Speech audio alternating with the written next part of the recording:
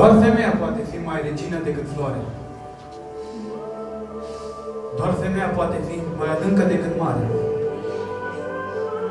Doar femeia poate fi mai înaltă ca destinul. Doar femeia poate fi mai amară ca pelenul. Doar femeia poate fi mai frumoasă decât viața. Doar femeia poate fi mai deșteaptă ca povața. Doar femeia poate fi mai cu minte ca poemul. Doar femeia poate fi mai cumplită ca blestem. Poate fi și mai dulce ca vioara. Doar femeia poate fi mai de taină ca misterul. Doar femeia poate fi și mai tare decât fierul. Doar femeia poate fi mai bărbată ca bărbatul.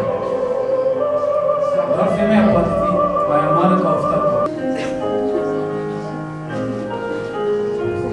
A fost odată ca niciodată un copil care se pregătea să se nască. Într-o zi, copilul le-a spus lui Dumnezeu: așa se numește, că mâine mă trimis pe pământ. Dar cum voi trăi acolo? Pentru că acolo sunt așa mic și neajutorat.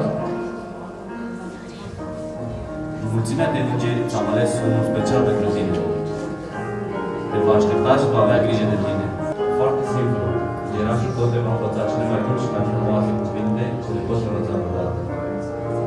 Și te va învăța cu răbdare și sârguință să vorbești.